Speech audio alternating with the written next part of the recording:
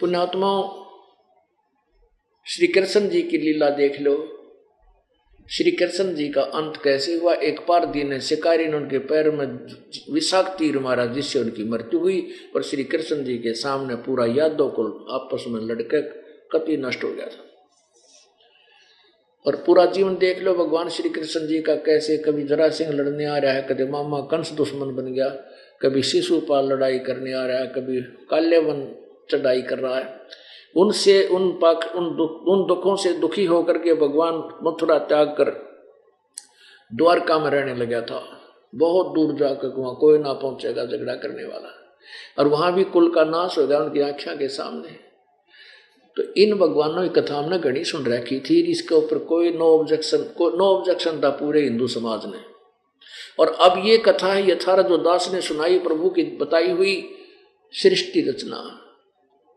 और अब कथा लीलाएं सुना रहे हैं उस कबीर परमेश्वर की, परम अक्षर ब्रह्म की। अब हम फिर वही रिटर्न करते हैं अपने मूल मुख्य उद्देश्य पर, कि उधर नीमा उस बच्चे को, उस परम अक्षर ब्रह्म को कभी सीने से लगा रही है और उसका मुंह माथा चूम रही है, प्यार कर रही है पुत्रवत। अब पुण्यात्मा, जिस परमेश्वर की महिमा से अब हम परिचित हो गए कि वो हमारा पिता है और हमारे लिए यहाँ दुनिया की बूंदी अच्छी सुनने के लिए आता है। परमेश्वर की लीला, अब 5 दिन का सत्संग आज समापन होने जा रहा है। मैं 1% भी आपको परमेश्वर की लीला नहीं बता पाया हूँ। 1 महीने लगातार ये सत्संग लगातार कंटिन्यूस चला, 4-4, 5-5 घंटे, तब जाकर कुछ परमात्मा की महिमा आप तक पहुंचा पाऊंगा। इतनी महिमा है मालिक की। इतना दुखी किया था कबीर परमेश्वर को इन नकली ऋषियों, महर्षियों और मुल्ला और काजी और पीरों ने, जनता और राजा को बहका कर भड़का के। कभी तो झेरे कुएं में डलवा दिया, उबलते हुए तेल के, सरसों के तेल के कढ़ाई में उसके अंदर डाल दिया, और कभी गंगा दरिया के अंदर डालकर तोब के गोले छोड़ दिए उस परमात्मा के ऊपर, पर उसका कुछ बिगाड़ नहीं सके। और फिर भी ना माने, निकल जादू जंतर जाना है। खुन्नी हाथी के आगे घेर दिया परमात्मा को, बांध जोड़कर हाथी को परमात्मा की तरफ ला रहे हैं, और परमात्मा ने उसको, कबीर परमेश्वर ने उनको शेर का रूप दिखा दिया। हाथी तो शेर देखे बस हाथी का कालजा पाट गया, और इतनी दूरी पे हाथी तो शर धुआं बूंदी जो उल्टा भागे, और वो पीलवान उसका भाले अंकुश ठोक वापस लाने का मारा कि तेरी नौकरी जा, राजा तने नाराज हो जा। राजा भी वहां उपस्थित था, कौन? सिकंदर लोधी। तो हाथी भी निकट नहीं आया, भाग गया, कति दंगल छोड़ गए। ऐसी ऐसी लीलाएं परमात्मा ने की। तो वो नकली संत ऋषि जनता को भ्रमित करने के लिए, अपनी झूठी प्रभुता बनाए रखने के लिए कहते थे, यो जादू जंतर जाना है, हाथी बजा दिया इसने, किसा कुछ ना है इसके पास है। तो पुण्यात्माओं, जिस परमेश्वर ने हमारे लिए कितना कष्ट उठाया, कहते हैं गोता मारूं स्वर्ग में और जा बैठूं पाताले, गरीब दास ढूंढता फिरूं अपने हीरे मोती लाले। हमारे लिए परमात्मा भटक रहा है। कहते जो बच्चा गौ की नजर में यूं साईं को संत, और भक्तों के पीछे फिरे वो भगत वत्सल भगवंत। उस परमेश्वर को जिसके अंदर इतने गुण हैं, कितना शीतल है, सहनशील है, वो परमात्मा और नीमा के हाथों में सीने से लगा हुआ हो, उसको जो आनंद आया होगा उसका कोई वर्णन नहीं किया जा सकता। उसको कितनी खुशी हुई होगी, कितनी शीतलता आई होगी। पुण्यात्माओं, आप यहाँ बैठे रहो, भक्तों के पास भगत बैठे हैं, आपको न्यारा आनंद आओगा। इस दास के पास आ जाओगे तो आपका यहाँ से उठना जी नहीं करते, 4 घंटे बैठे रहिए। और जो ही आप यहाँ से बाहर जाओगे, कोई रिश्तेदार आपका आ जाएगा, आपने 1 घंटा उसके पास, आध घंटा उसके पास बैठना मुश्किल हो जाए। क्योंकि भक्त, पहले की तो बात और थी, ले आ गुटी लावांगे, ला ताश खेल ले, वो तो बात थी अलग। लेकिन अब ज्यादा समय वहां आप नहीं बैठ सकते। आपका उनके साथ मतलब उनके मिलते ही आपको वो खुशी वो आनंद नहीं आ सकता जो यहां आ रहा है। तो ऐसे ही कबीर परमेश्वर में वो परम शक्ति है, उसके पास से तो और ज्यादा आनंद आए। तो उस माई ने, नीमा ने जो परमात्मा को सीने से लगाया, उसका पुत्रवत प्यार किया। जो आत्मा प्रसन्न उस माई की हुई होगी, कोई वर्णन नहीं कर सकते। उस परमेश्वर की ये गुण याद करके आंखों में आंसू आ जाते हैं, आज भी रोम रोम खड़े हो जाते हैं। और उस माई के सीने से लगा हुआ पुत्र बनके, तो कितने अच्छी आत्मा थी वो नीरू और नीमा, जिनके घर भगवान रहे। तो उधर से नीरू नहा के बाहर निकला स्नान करके। अब नीरू के मन में ये धारणा आई, विचार आए कि पहले तो हमें मुसलमान बना दिया,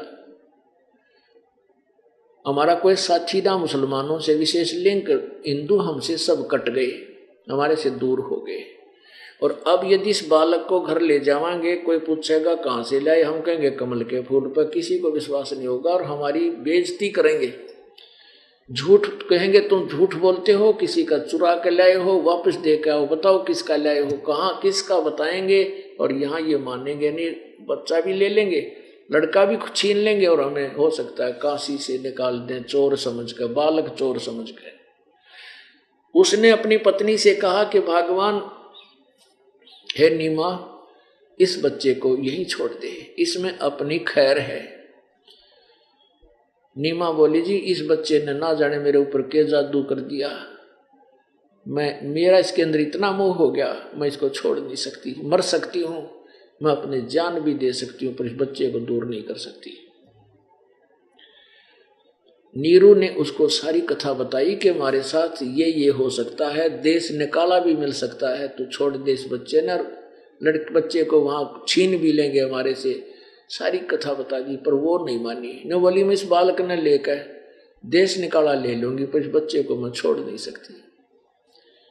अब नीरू ने देखा कि यह बिल्कुल अंधी होगी, कुछ नहीं सुनती, एक भी बात नहीं स्वीकार कर रही। अब उससे नीरू ने आज तक अपनी पत्नी को कोई कटु वचन भी नहीं कहा था। हाथ तो उठाना बहुत दूर की बात है, इसलिए कि इसका संतान नहीं है और मैं भी इसके साथ अच्छा व्यवहार नहीं करूंगा तो ये और दुखी हो जाएगी। भक्त आत्मा तो थे ही वो, जो भगवान की चाह थी उनको, जिनके पास प्रभु आए हैं।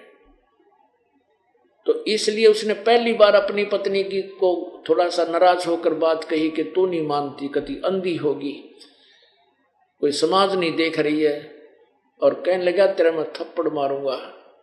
तो घनी लड़ा दी मैंने, अब तो जिद्दी होगी है, कुछ नहीं देखती आगा पीछा, डाल इस बच्चे ने यहीं पर, मैं तेरे थप्पड़। ऐसे हाथ उठाया था जो परमात्मा बोले नवजात शिशु रूप में, कहने लगे नीरू, ए मोमन, मुझे अपने घर ले चलो, मैं तुम्हारे लिए आया हूं और कोई कुछ नहीं बिगाड़ सकेगा तुम्हारा। अब उसने सोचा, छोटा सा बालक बोला, और परमात्मा डर गया हो कि यो कोई फरिश्ता ना हो, कति चुप हो गया, चुप करके आगे आगे हो लिया अपनी पत्नी के, सांस नहीं काटा। अब इस परमात्मा ने जो लीला करनी है वो करके छोड़ेगा, किसका वश चलेगा, उसको रोक दे। घर ले आए, जो भी देखा लड़का इतना सुंदर बालक, नो तो भूल गए ही पूछना कि कहाँ से लाए, कहाँ मिला, वो आपको बताने लगे कि हमने वो क्यों। नीरू तो बताओ नहीं था, पर नीमा पर रुका नहीं गा, अग्नि लहर तालाब में पाया, कमल के फूल पर रखा था, हमारे भगवान शिव जी ने दिया है। तो वहां पूरे शहर में चर्चा का विषय हो गया, इतना सुंदर बालक, ओहो इतना सफेद रंग, गरीबदास जी ने उसकी महिमा गाई है। अभी आपको वाणी बाद में सुनाएंगे, पहले यह कथा सुना दें। तो सभी देखने आते हैं, लोगों के, स्त्रियों के और व्यक्तियों के झुंड के झुंड, कि किस इतना सुंदर बालक है, वो इतना सुंदर बालक है, आज तक कितना नहीं देखा हमने नगरी में। फिर कहते हैं ऊपर कोई तो कहे तो ब्रह्मा ब्रह्मा का रूप है, कोई कहे विष्णु कैसा दिखा है, कोई कहे शिव जी है, कोई कहे तो गणेश जैसा है, कोई कहे तो पितर है, कोई कहे कोई गण है शिव का। यानी अपनी अपनी देवताओं से तुलना कर रहे हैं उस बच्चे का, इतना सुंदर शरीर। और जैसे भी जैसे नाम धरे थे ना बच्चों के, यो शिव जैसा दिखा है, यो तो कोई इंद्र दिखा है, कोई फलाना दिखा है, तो वह नीमा का दुख होता कि देखिए टोक लाओगे, नजर लाओगे मेरे बेटे के। बहुत अच्छा चित्रण किया गरीबदास साहिब जी ने अपनी अमृतवाणी में, क्योंकि वो परमेश्वर से परिचित हुए थे, उन्होंने भगवान को देखा था, कबीर जी को। अब उसके बाद क्या होता है कि लड़के का नामांकन करना आए कौन, कुछ दिनों के बाद काजी और मुल्ला।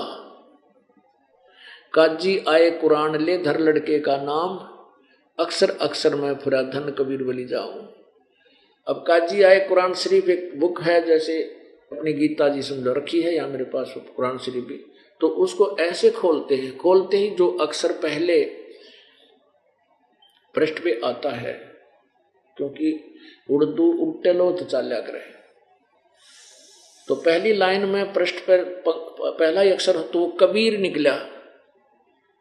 कबीर का अर्थ ये बड़ा मानते हैं, कबीर माने बड़ा, लेकिन वो कबीर नाम कबीर परमेश्वर का ही है। तो उन्होंने सोचा छोटी जाति के नीच जो लाहे, यानी छोटी शूद्र जाति के जो लाहे के बेटे का नाम कबीर यानी बड़ा रखेंगे तो समाज के एक होगा। उन्होंने वो कुरान शरीफ वो पृष्ठ से दोबारा बंद किया और फिर जंतर सा मंत्र सा करके फिर खोला, शायद और रख जाएंगे कुछ। दूसरा देखा तो उस पूरे पृष्ठ दोनों पृष्ठों पर कबीर कबीर कबीर कबीर कबीर और लिखा नहीं रहा, जो कुरान शरीफ वाला था कबीरा कबीर लिख रखा। उन्होंने 2-3 बार फिर उलट पलट, पूरी कुरान शरीफ में केवल ओनली कबीर शब्द रह गया, वो लेख समाप्त हो गया। अब बदलो मेरा नाम कैसे चेंज करोगे निकम्यो, तुम छोटे और बड़े के आधार पर नाम धरते हो स्वार्थियों। तो काजी ने तोड़े पटक दीवा बदली हुई कुरान, जिसमें अक्सर कुरान लेख नहीं रहा, कबीर कबीर लिखा हुआ था। परमात्मा बोले काजी मेरा नाम कबीर ही होगा। नो कंते वो काजी घबरा गई, यू बालक बोल पड़ा और तुरा जब कदे फरिश्ता हो, वो भी भाग्य छोड़कर। फिर क्या हुआ कि कबीर परमेश्वर जी ने 25 दिन तक कुछ भी आहार नहीं किया।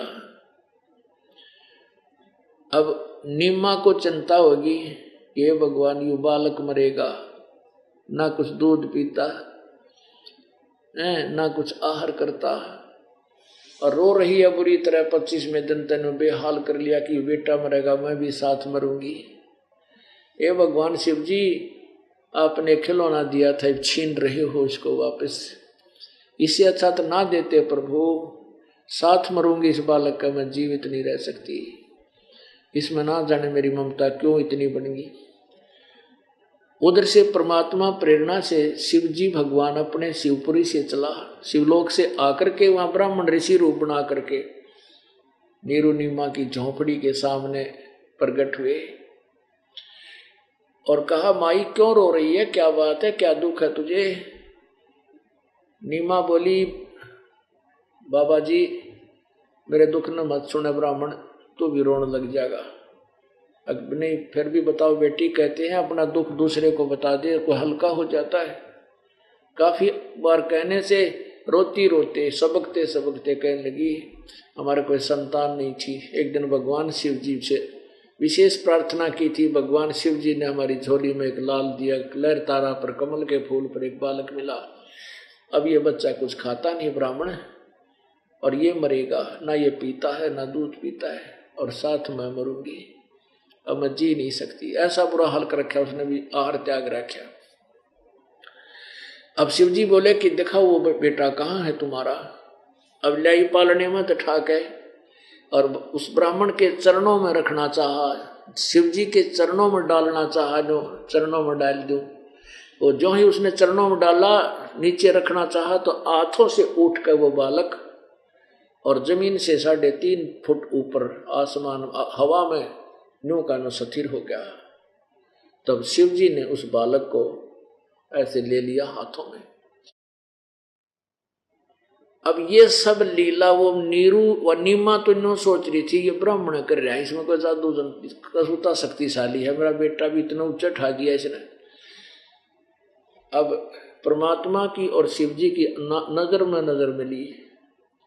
तो परमात्मा ने उसे संकेत किया, 7 बार बोला कबीर भगवान नवजात शिशु रूप में उस ब्राह्मण रूपधारी ऋषि रूपधारी शिव जी से, और कहा कि इसको कहो एक कंवारी गाय ले आवे। कुंवारी गाय, कंवारी गाय आप समझ गए होगे, छोटी सी बच्चिया जो कभी भी ब्याई ना हो, कभी भी मतलब परेशान ना की गई हो, नए दूध ना हुए, धनाई ना हो कभी भी, तो वो गाय ले आओ और तो आप उसके कमर पे हाथ मार देना और एक पात्र मंगा ले, सूचा कुम्हार कहते हैं, कुम्हार से छोटा सा पात्र मिट्टी का 4-5 किलो का वो मंगा लिया। शिव जी ने उस नीरू ने कहा, नीमा ने कहा अपने, शिव जी ने कहा कि तेरा पति कहाँ है? वो नीरू वहीं था, बुला लिया कि एक कुंवारी गाय ला और एक बर्तन ला, वो ले आया। शिव जी भगवान ने उसको थपकी मार दी, अपने आप थनों से दूध निकलने लग गया और वो मटका जो साफ सुथरा था ताजा वो नीचे रख दिया, दूध का भर गया, अपने आप दूध बंद हो गया गाय के थनों से आना। तो कबीर परमेश्वर ने वो दूध पिया, प्रतिदिन वह गाय दूध देने लगी और परमात्मा उस कुंवारी गाय का दूध पीता था। अब पुण्यात्माओं ये बातें अब वेद में दिखाता हूं आपको ज्यों की त्यों। परमेश्वर कहते हैं वेद हमारा भेद है, मैं मिलूं वेदन से नाही, और जौन वेद से मैं मिलूं वो वेद जानते नहीं। वेदों में 4 वेद, ऋग्वेद, सामवेद, यजुर्वेद आदि अथर्ववेद, इन 4 वेदों में कहते हैं मेरा ही विवरण है, मेरा ही भेद है, जानकारी है, पर इन वेदों में मेरी प्राप्ति की विधि नहीं है। क्योंकि यजुर्वेद अध्याय नंबर 40 के मंत्र 15 में लिखा है कि ओम कर्तु समर किलवे समर कर्तुम समर। ओम नाम का जाप काम करते करते सुमन कर, मनुष्य विशेष कसक के साथ सुमन कर, मनुष्य जीवन का प्रथम कर्तव्य जानकर सुमन कर, तो ब्रह्म तक की उपासना का लाभ मिलेगा। और पूर्ण परमात्मा के पाने के लिए यही गीता जी अध्याय नंबर 8 के श्लोक 13 में कहा है कि गीता ज्ञान दाता ये ब्रह्म है जो श्री कृष्ण में प्रवेश करके बोलता है कि मेरा ओम इति एक अक्षरम ब्रह्म व्यवहारन माम अनुसमरण। माम मैंने मेरा, मुझ और ब्रह्म माने ब्रह्म का, मुझ ब्रह्म का केवल एक ओम अक्षर है जो उच्चारण करके सिमरण करने का, ये प्रयाति तदन देहम सयाति परमाम गतिम, जो इसका शरीर छोड़ने तक यानी शरीर छोड़कर जाते समय तक इसका स्मरण करता हुआ शरीर त्यागता है तो मेरे वाली परम गति को प्राप्त होता है। फिर 17वें अध्याय के 23वें श्लोक में गीता जी में लिखा है कि उस ब्रह्मण्य वाणी सच्चिदानंद घन परम अक्षर ब्रह्म पूर्ण ब्रह्म की प्राप्ति का ओम तत्सत, ओम तो ब्रह्म का, तत् उस पर ब्रह्म का यानी अक्षर पुरुष का, और सत जो है यो मंत्र है परम अक्षर ब्रह्म पूर्ण ब्रह्म का। ये सांकेतिक है दोनों मंत्र, तत् कोई और मंत्र है, सत्य भी कोई और मंत्र है जो दास बताएगा, उसके पाने का ये मंत्र है। तो परमात्मा कहते हैं वेद मेरा भेद है, मेरा ही भेद है, मेरी ही जानकारी दे रहा है, पर मैं ना वेदन के माही, मैं इन वेदों में कोई ना, मेरी इनमें प्राप्त, मेरी इनसे मिलो इन वेदन से नाही, और जौन वेद से मैं मिलूं भाई वेद जानते नहीं। उस तत्व यानी जो तत्व ज्ञान है, गीता जी अध्याय नंबर 4 के श्लोक 32 में कहा है कि उस पूर्ण परमात्मा की सच्चिदानंद घन की वाणी में परमात्मा के जान तत्व ज्ञान पूरी विस्तार से लिखा हुआ है। 4थे अध्याय के 34वें श्लोक में कहा है कि उस तत्व ज्ञान को, उस जो परमात्मा की वाणी में जो ज्ञान भरा है कबीर वाणी में, उसको किसी तत्वदर्शी संतों के पास जाकर समझ, उनको दंडवत प्रणाम करने से, कपट छोड़कर सेवा करने से, नम्रतापूर्वक प्रश्न करने से वो तत्वदर्शी संत तुझे उस परमेश्वर के बारे में ज्ञान कराएंगे।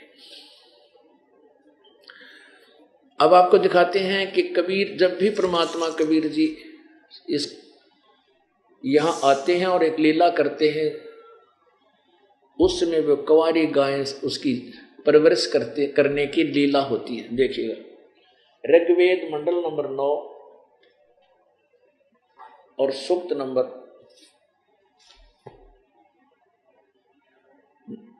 नंबर 1, 9 मंडल का और मंत्र 9, 919, ये देखिएगा।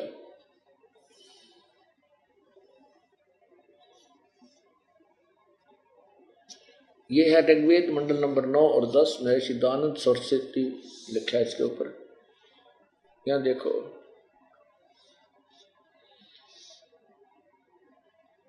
ये है प्रकाशक सार्वदेशिक आर्य प्रतिनिधि सभा, महर्षि दानंद भवन, रामलीला मैदान, नई दिल्ली। इसमें देखिएगा, ये है ऋग्वेद मंडल नंबर 9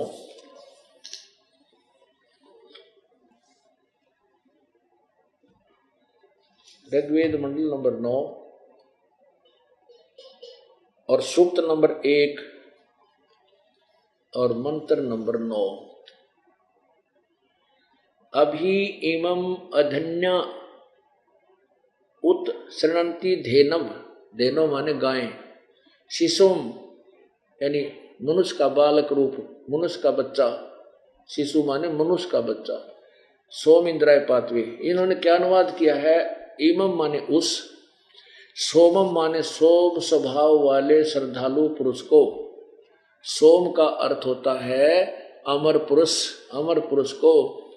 शिशुम, शिशुम माने कुमार अवस्था में ही, शिशुम देखो, शिशुम माने कुमार अवस्था में ही।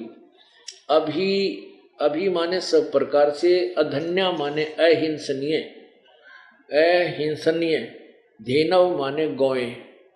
अभी न तो अड़ंगा करने का ठेका ले रखा था, कुछ ज्ञान तो था को नहीं। अधन्य धेनव, अधन्या धेनव, अभी अधन्या, अभी अधन्या माने पूर्ण रूप से कभी भी बिना धनाई। हम अपनी लोकल लैंग्वेज में गाय को न्यों क्या करते, गाय या धनाई नहीं है, यानी नए दूध नहीं हुई है, बिना धनाई, अधन्या यानी कभी भी। अभी अधन्या माने कभी भी, पूर्ण रूप से कभी भी सांड के द्वारा परेशान नहीं की गई। अहिंसनीय यानी जिसको सताया ना गया हो, सभी प्रकार से अधन्या, सभी प्रकार से अहिंसनीय, अहिंसनीय माने कभी ना सताई गई हो, तंग ना की गई हो। किसके द्वारा, ये तो ये के जाने, तत्व ज्ञान से पता चलता है। जो कभी भी सांड द्वारा परेशान ना की गई, अर्थात कति पूर्ण रूप से कंवारी, धेनो माने गौएं यानी गौ तृप्त करती है। इसका सीधा सा अर्थ है कि जब वो परमेश्वर शिशु रूप धारण करके आता है, प्रकट होता है, उस समय उस परमेश्वर की, उस बालक रूप परमेश्वर की, अमर पुरुष की परवरिश की लीला कुंवारी गायों के द्वारा होती है। ये उसकी पहचान है। तो कौन होया भगवान? पुण्यात्माओं, ये वेद तो दास ने 2001 में देखे, 2 में, और परमेश्वर की वाणी 600 साल पहले लिखी हुई थी, हम जानते भी नहीं थे। उसमें लिखा है ये कि कबीर परमात्मा जब बालक रूप में प्रकट हुए तब एक कुंवारी गाय को बुलाया गया, उसके ऊपर ये पूरी लिखा हुआ उसमें, और फिर उस कुंवारी गाय दूध देने लगी और उससे परमात्मा पिया करते थे। ऐसा किसी भी महापुरुष के इतिहास में नहीं है जो कबीर परमेश्वर के में है। ये भगवान और वेद इसका समर्थन करने लग रहे। वेदों को तो सभी लोग कहते हैं वेद के ऐसा ज्ञान नहीं। हिंदू धर्म में, पवित्र हिंदू धर्म में वेदों को सिरोधारी और सत्य माना है, और ये वेदों के ठेकेदार जो महर्षि सिद्धानंद के अनुयायी, ये भी इसको सत्य मानते हैं। ये देखिए ऋग्वेद, ये वही ऋग्वेद है। इसके पीछे क्या लिखा है? महर्षि सिद्धानंद सरस्वती का वचन, वेद सब सत्य विद्याओं का पुस्तक है। महर्षि सिद्धानंद के वेद में जो लिखा सत्य है, तो इसमें तो लिखा है कि परमात्मा, परमेश्वर जब बालक रूप धारण करता है तो उसकी परवरिश की लीला कुंवारी गायों के द्वारा होती है। तो भगवान कौन होए? समझ गए? काशी वाला कबीर दुल्हा।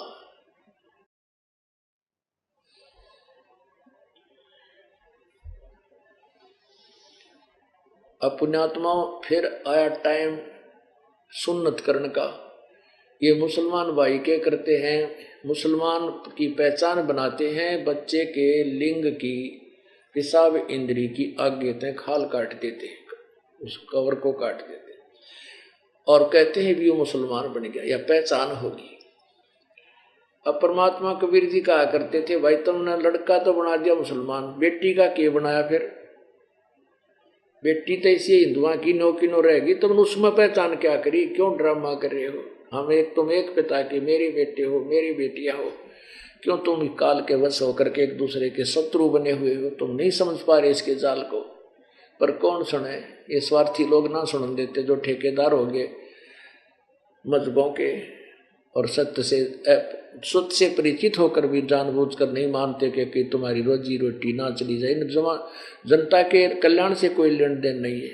अगर ये जनता के उपकारक होते तो दास के साथ ये जुल्म नहीं करते, झूठ बोल कर दुनिया को भ्रमित नहीं करते और सत्य को स्वीकार करते। इन्होंने सदा से ऐसे जुल्म कराए हैं, लेकिन परमात्मा के मार्ग में ये कुछ नहीं कर पाओगे, फिट्टे मुंह होंगे लास्ट में, देख लेना। ऐसा ही हमारे भगवान के साथ किया करते थे, कबीर जी के साथ इन्होंने किया था। वही इतिहास उससे भी अधिक दोहरा दिया इन्होंने आज पीछे ये क्रौथा कांड के दौरान। कोई अंतर, कुछ भी फर्क नहीं पड़ने वाला, क्योंकि हमने कोई गलती की है नहीं।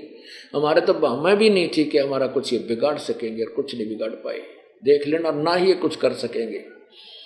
ये इनकी ऐसी दुर्गति होंगी, इनकी एक की बिरानमटी दिखा दूंगा। अगर हम सच्चे हैं और हम कृपा पात्र हैं परमेश्वर कबीर जी के, और हम सत्य पर चल रहे हैं, इन सब की दुर्गति दिखा दूंगा। हम श्राप नहीं दे रहा किसी को, लेकिन इनके कर्म इतने गिर गए, इतनी झूठ, इतना कपट, इतना गंध फैला दिया समाज में।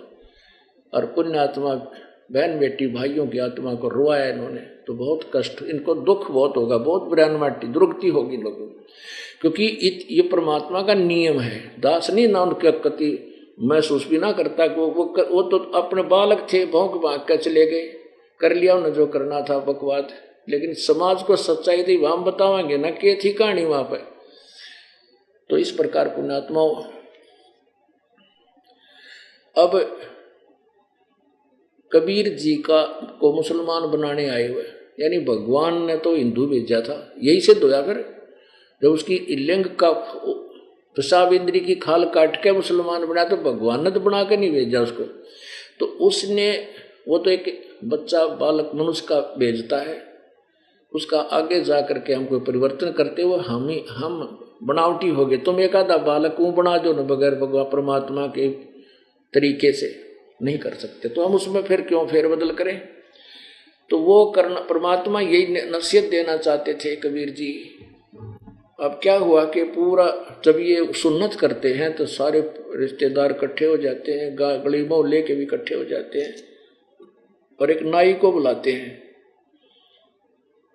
उसकी बच्चे की खाल काटने, सुन्नत करने के लिए।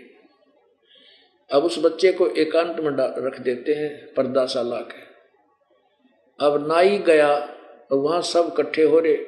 उस दिन पूरी श्रोमणी करते हैं, वो पूरा खान पान करते हैं, एक दो चार बकरे भी काटते हैं, नहीं पूरा को अपना धार्मिक अनुष्ठान जैसा उनकी परंपरा करते हैं, खाना पीना करते हैं। तो नाई गया जो परमात्मा की सुन्नत करने के लिए कबीर जी की बालक रूप में, तो परमात्मा ने उसको 5 इंद्रियां दिखा दी, 5 लिंग। अब नाई का पसीने आ गए, और तरह गजब हुआ, तक देखी न सुनी। वो तो नाई का तो परमात्मा बोले, ले भाई एक ही करिए कि सारे की कर दे। अब छोटा सा बालक बोल गया तो कलजा पाट गया नाई के गा, तो उड़े घेर के कैची तो खे देसीगा। वो चल पड़ा न, बोला मैं नहीं कर सकता, मैं नहीं कर सकता। के बात होगी कि उसका तो ऐसे ऐसे, वो तो बोल रहा है, छोटा सा बालक बोल रहा है 25 दिन का, 20-30 दिन महीने का, उसका ताप चढ़ गया, बुखार चढ़ गया। अब और देखने के लिए आए तो परमात्मा सिंपल साधारण बच्चे की तरह सिंगल लिंग था। फिर नाई भेजा, तो झूठ बोला, फिर जब बोला मैं नहीं जाऊं कति भी, और दूसरा नाई लाए, उसको भी 5 दिखाई दी। फिर वो भी घेर का बाजिया कि ना, वो तो कुछ और सोता है भाई। कहने का भाव ये है, परमात्मा की सुन्नत वो नहीं कर सके। आगे परमेश्वर जब 5 वर्ष के हो गए अपने तत्वज्ञान का प्रचार ढोल के डंके पर बजाने लगे, दुनिया को बताने लगे, खड़े होकर कहीं पर खड़े होकर के आवाज लगाते थे, ये तत्व ज्ञान सुनाया करते थे।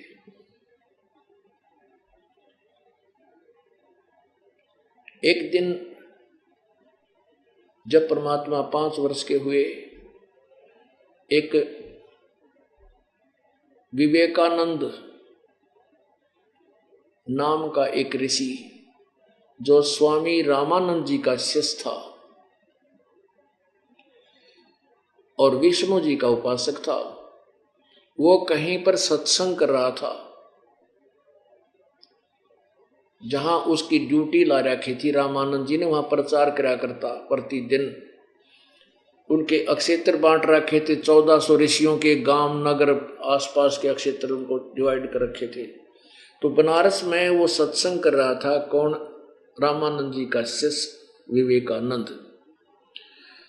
वो कथा वो सुना रहा था कि भगवान विष्णु अजर व अमर हैं, सर्वेश्वर हैं, महेश्वर हैं, इनका कोई माता पिता नहीं, इनका कोई जन्म नहीं होता। भगवान विष्णु सतोगुण हैं, ये सबसे श्रेष्ठ हैं और ये सर्वेश्वर हैं। यही तीनों रूप धारण करके सबकी ये सृष्टि सतिथि संहार करते हैं।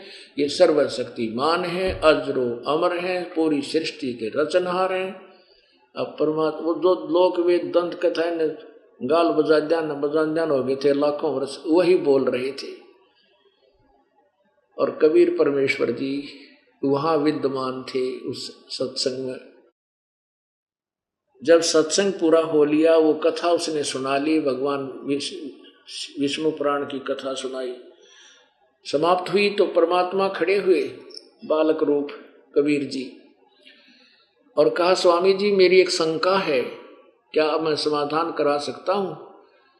अब स्वामी विवेकानंद बोले, कहा करो, पूछो पुत्र पूछो। क्यों नहीं, शंका नहीं समाधान होगा तो फिर कैसे बात समझ में आएगी? परमेश्वर ने कहा कि मैंने एक समय एक ब्राह्मण की से कथा सुनी थी, शिव पुराण की कथा कर रहा था। उसमें लिखा था कि भगवान शिव जी से और दुर्गा से विष्णु जी का जन्म हुआ। रुद्र संहिता अध्याय नंबर 5 में ऐसा लिखा है। और देवी भागवत पुराण महापुराण में मैंने एक ऋषि से सुनी थी, ब्राह्मण से सुना था 3रे स्कंद में, और 4थे अध्याय में लिखा है, भगवान विष्णु स्वयं कहते हैं कि ये दुर्गा अपनी माता है, मेरा इसी से जन्म हुआ है। मैं छोटा सा था जब ये मुझे पालने पर झुला रही थी और मैं अपने कमल से मुख में अंगूठे लेकर पैरों के चूस रहा था। अब देखो परमात्मा क्या बताते हैं, क्या दिखाते थे उनको देखिएगा। पहले देखिए शिवपुराण, ये शिवपुराण मोटा टाइप, ये गीता प्रेस गोरखपुर से प्रकाशित है। शिवपुराण, संपादक हनुमान प्रसाद पोदार, प्रकाशक व मुद्रक गीता प्रेस गोरखपुर, गोविंद भवन कार्यालय कलकत्ता का संस्थान। अब देखिएगा, क्योंकि मैं इस समागम के दौरान कई बार ये शास्त्र आपको दिखा चुका हूं, अब थोड़ा सा शॉर्ट में दिखाऊंगा। देखिएगा, ये रुद्र संहिता और अध्याय नंबर ये 6 है। 5 यहाँ समाप्त होता है, 6 यहाँ से प्रारंभ होता है। ब्रह्मा जी बता रहे हैं अपने पुत्र नारद को। ब्रह्मा जी ने कहा, ब्राह्मण देव शिरोमणे, तुम सदा समस्त जगत के उपकार में लगे रहते हो, तुमने लोगों के हित की कामना से बहुत ही उत्तम बात पूछी है। इसने क्या पूछा था नारद ने कि सारे ब्रह्मांड की रचना किसने की और कौन देवता पूजा के योग्य है? तो क्या बताया, भगवान का क्या रूप है, यहाँ देखते हैं। थोड़ा सा सुनाऊंगा। जो मूर्ति रहित परब्रह्म है, उसकी मूर्ति भगवान सदाशिव हैं। अर्वाचीन और प्राचीन विद्वान विद्वान उन्हीं को ईश्वर कहते हैं। उस समय एकाकी रहकर स्वेच्छानुसार विहार करने वाले उन सदाशिव ने अपने विग्रह से स्वयं ही एक स्वरूप भूता शक्ति की सृष्टि की, जो उनके अपने श्रेयंग से कभी अलग होने वाली नहीं थी। यानी इस काल रूपी ब्रह्म के, ये देखो, उन काल रूपी ब्रह्म ने, यू काल रूपी ब्रह्म है, सदाशिव भी कहते हैं इसको, भगवान सदाशिव भी कहते हैं। इसके अंदर से दुर्गा निकली थी, परमात्मा निकालकर इसको बाहर निकाल कर दोनों को बाहर भेज दिया था सतलोक से। उसी का सुना सुनाया ज्ञान कुछ मिलावट करके ब्रह्मा बता रहा है। स्वेच्छानुसार विहार करने वाले सदाशिव ने अपने विग्रह माने शरीर से स्वयं ही एक स्वरूप भूता सृष्टि की शक्ति की सृष्टि की, जो उनके अपने श्रेयंग से कभी अलग होने वाली नहीं थी। उस पराशक्ति को प्रधान भी कहते हैं, प्रकृति भी कहते हैं, गुणवती माया बुद्धि जनों की जननी तत्वों की जननी तथा विकार रहित बताया गया है। उस शक्ति, वह शक्ति अंबिका कही गई है। उसी को प्रकृति, सर्वेश्वरी और त्रिदेव जननी, ब्रह्मा विष्णु महेश की माता भी कहते हैं, नित्या और मूल कारण भी कहते हैं। शिव द्वारा प्रकट की गई उस शक्ति की 8 भुजाएं हैं। अष्टंगी भी वही है जो ब्रह्मा विष्णु महेश की माता, तीनों देवताओं की। वे जो सदाशिव हैं उन्हें परम पुरुष ईश्वर शिव शंभु और महेश्वर कहते हैं।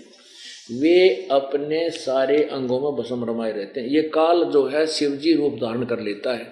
ये अपने वास्तविक रूप में कभी किसी को दर्शन नहीं देता, इसने प्रतिज्ञा की है। जैसे गीता जी अध्याय नंबर 11 के श्लोक नंबर 32 में कहता, मैं काल हूँ और देख मेरा ये विराट रूप है। फिर 47 और 48 श्लोक में कहा है अध्याय 11 में कि अर्जुन ये मेरा विशाल विराट रूप, ये मेरा वास्तविक रूप है, काल रूप है।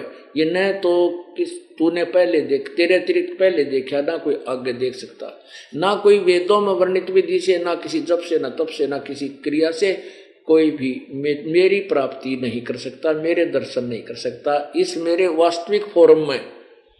इसलिए इन महापुरुषों ने वेदों अनुसार साधना की, तप किया, ये विष्णु रूप धारण करके आ जाता है या ब्रह्मा रूप धारण करके आ जाता है।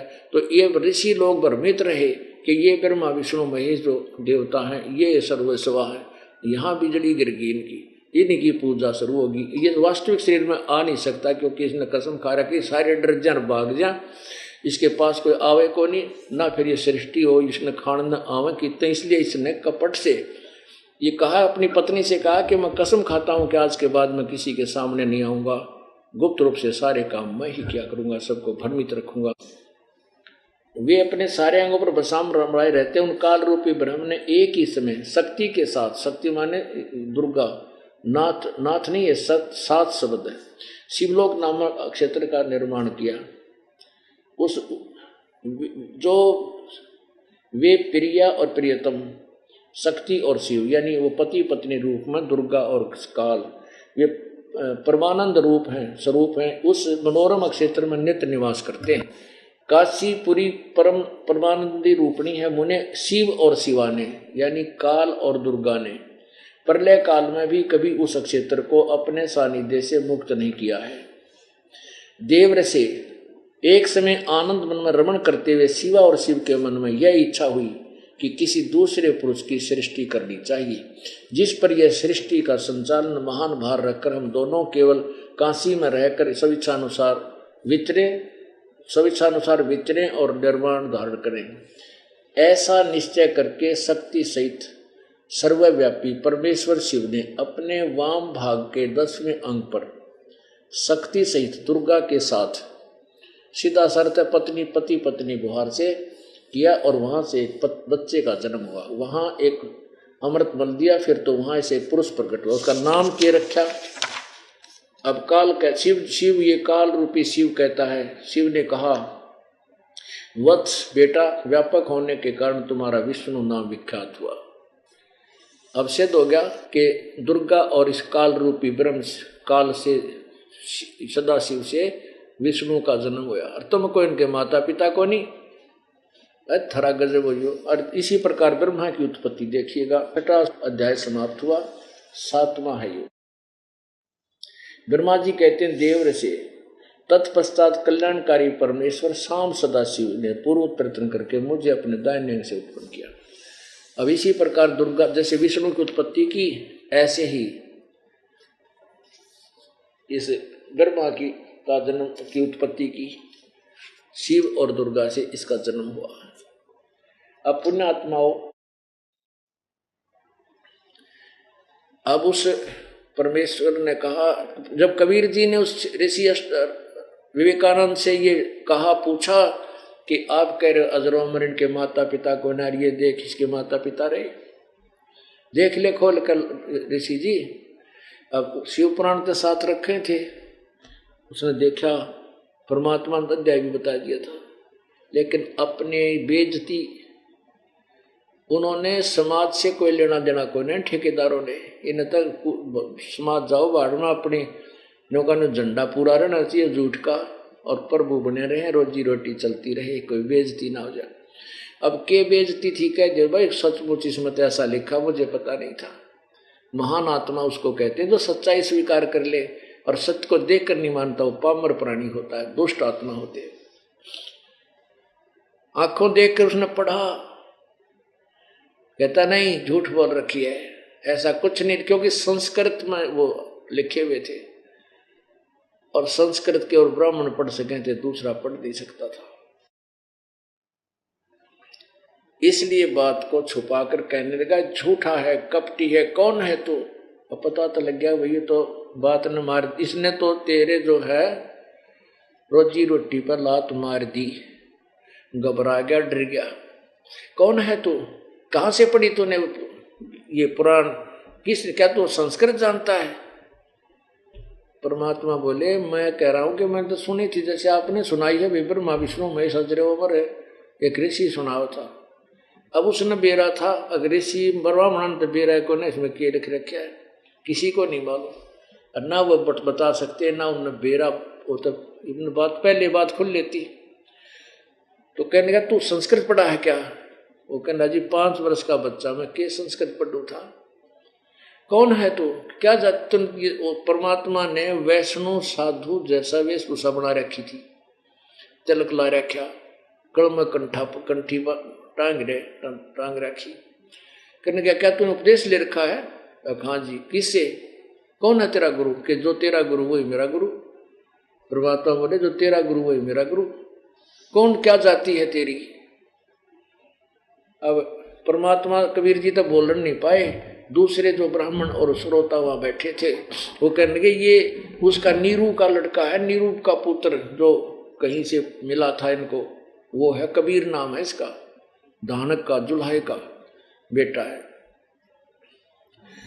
अब जो बात थी ना पॉइंट का, वो तो दिया छोड़। कहने लगा, अच्छा तूने हमारे गुरु जी को गुरु बताया है, स्वामी रामानंद जी को। तुझे पता है मेरा कौन गुरु है? स्वामी रामानंद जी, श्री श्री 1008 पंडित, और वो तेरे जैसे शूद्रों को तो निकट भी नहीं आने देता। तू झूठ बोलता। देख लो भाई श्रोताओ, देख लो, है ना झूठा ये है? मेरे गुरु जी को अपना गुरु बताता है। क्या हमारे गुरु जी ब्राह्मण के अतिरिक्त किसी को नाम देते हैं, दीक्षा देते हैं? अब वह बात तो जो सच्चाई थी वह तो छोड़ दी, घाटा जोड़ दिया बकवादों में, जैसे दास के साथ किया इन लोगों ने। अपनी सच्चाई को छुपाने के लिए कर दिया, बदमाश है, गुंडा है, वहां ऐसे करते हैं क्रोधाश्रम में, और अपनी अज्ञान को छुपाने के लिए बकवाद की। पर कैसे छुपा सकेंगे ये? वो समय गया जो 600 वर्ष पहले था, तो सब शिक्षित हैं, सब समझ बुद्धिमान लोग हैं। इसी का परिणाम है कि हम पुनः स्थापित हो गए, और उससे अधिक हमारी संगत होती जा रही है। हजारों की संख्या में 1 महीने में हमारे अनुयायी बढ़ते जा रहे हैं। अब ये सत्य का प्रमाण और शिक्षा का प्रतिफल है। अब कहने लगा, देख लेना भाई, कल आइयो तुम भी गुरुजी के पास, इसको लाएंगे घसीट कर, और वहां इससे प्रश्न पूछेंगे तूने कब नाम लिया। अब परमात्मा ने पता था छेड़ना था। जब वो परमात्मा 2.5-5 वर्ष के हुए तो 10 दिन जब विवेकानंद को उन्होंने छेड़ा आकर के प्रश्नोत्तरी की, उससे कुछ दिन पहले 10-15-20 दिन पहले परमात्मा ने एक लीला की। 2-2.5 वर्ष के बालक का रूप धारण किया। स्वामी रामानंद जी प्रतिदिन गंगा पर स्नान करने जाता था। पंचगंगा घाट नाम है एक घाट का, पंचगंगा घाट। उस पर पैड़ियां बनी हुई थी, ईंट पत्थर की, पक्का घाट बना हुआ था। तो कबीर जी वो वक्त से उठकर जाते थे स्नान करने के लिए अंधेरे में। कबीर परमेश्वर जब 2.5 वर्ष के बालक का रूप धारण करके और पैड़ियां पर लेट गए, जो ही रामानंद जी स्नान करने के लिए अंधेरे में नीचे उतर रहे थे पैड़ियों पर, परमात्मा के सिर में खड़ाऊ लगी। स्वामी रामानंद जी के पैर की जूती, एक खड़ाऊ होती है लकड़ी की, पहनते थे, उसको खड़ाऊ बोलते हैं। और जैसे ही खड़ाऊ लगी तो परमात्मा जैसे बच्चा रोया करे ऐसे रोने लगे जोर जोर से। रामानंद जी तेजी से नीचे को झुके कि किसी बालक का लागी चोट, बालक कैसे आ गया यहाँ पे। उसने बच्चे को उठाया और कहा, बेटा राम राम बोल, राम राम बोल, राम के नाम से दुख दूर हो जाते हैं, तू मत रोए मत रोए। परमात्मा चुप हो गए। रामानंद जी बोले, बेटा बैठ जाए यहाँ पर, मैं स्नान करने जाता हूँ, कर लेता हूँ, फिर तुझे आश्रम ले चलूंगा, घबराइए मत, और किसी का होगा उसके घर भिजवा दूंगा तुझे, बैठ जा। अब रामानंद जी नहाने लगे। परमात्मा ने अपना काम पूरा किया, वहां से अंतर्ध्यान हुए और मुंह बोले माता पिता नीमा के घर पर विश्राम किया। रामानंद जी स्नान करके वापस आए तो देखा बालक है नहीं, सोचा चला गया होगा किसी का, कहाँ ढूंढूं, बात खत्म हुई। अब अगले दिन, उसी दिन वो रामानंद जी का शिष्य विवेकानंद पहुंचे श्री स्वामी रामानंद जी के पास और कहा, स्वामी जी हमारी तो नाक काटती, हमारा तो घर से बाहर निकला दूभर कर दिया।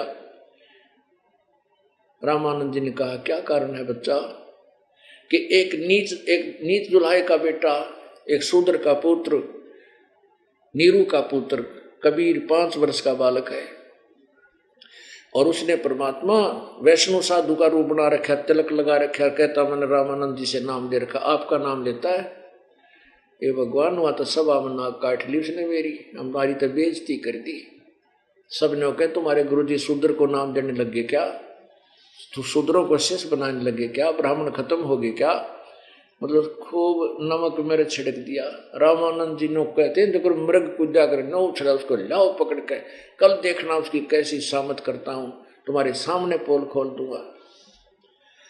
अब रात तो जैसे तैसे काटी, सुबह पहुंच लिया वो कौन, वो विवेकानंद 5-10 और मलंगा न लेकर, अब चलो उस कबीर को लाते हैं पकड़ के। अब उधर से नीरू का घर पूछ रहे थे उस जुल्हाओं की कॉलोनी में, तो एक बहन उधर से आ रही थी, उसने आकर के नीमा से बताया कि नीमा आज तुम्हारे कोई गड़बड़ होगी, की कारण कि कुछ लोग ब्राह्मण लोग आ रहे हैं 8-10 जने, और आपका घर पूछ रहे और बहुत क्रोधित है। अब नीमा तो जानेगी कि कबीर जी इन ब्राह्मणों को छेड़ा करता, रोज उलाने आया करते। आज तेरा बेटा उस सभा में न बोला, उस ब्राह्मण की बातों को के साथ विवाद कर रहा था, अच्छी बात नहीं है।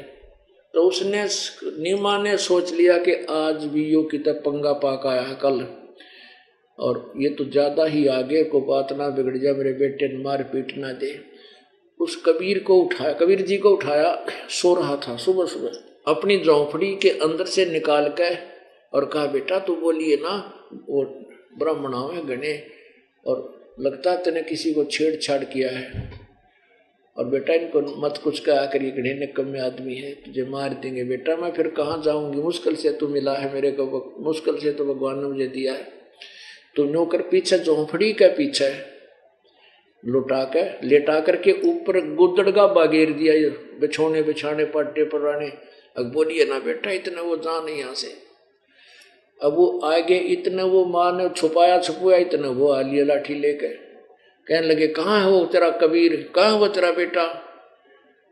वो माँ बोली, माता कहने लगी क्या बात होगी ब्राह्मणों, बता तो दो मेरे बेटे ने क्या क्या अपराध कर दिया कि अब पता लग जाएगा। कहाँ है वो तो न्यू के कारण बताओ। वो अंदर घुस गए और उठा कर गुदड़े गब्बे सारे देखे, बर्तना ने वो मटके थे वो सारे उछल पुछल कर दिए, पलंग थी वो उठा के पटक दिए, खाट चारपाई सारे वस्त्र इधर पटक दिए। कहाँ वो, जोर जोर से बोल रहे, तुमने कहाँ छुपा दिया। अब परमात्मा ने सोचे ये माता पिता को दुखी करेंगे, मुंह बोले माता पिता का। बाहर खड़े वो निकल के उन गुदड़ा में तो बाहर ने बोले, ए विवेकानंद मैं तो झोपड़ी के पीछे खड़ा हूँ, आजा। अब उसकी माँ ने सोची थे निकम्मा या के कृष्ण, तो वो तो एकदम बाहर निकल कर फट दे पकड़ कर, चल अच्छा यहाँ छुपा रखा था। पकड़ के बाजू परमात्मा की घसीट के ले जाने लगे। तो माँ जो है उसके अपने बेटे के चपट गई, नो कसूती तरह लिपट गई। उन उसका मुक्के मार मार के, ठोकर मार मार के, और कति बेहोश कर दी, पटक दी ठाके। नीरू चला अपने बेटे को छुटाने के लिए, उसको भी बुरी तरह पीट के वहीं गली में डाल दिया। माँ बेहोश होगी।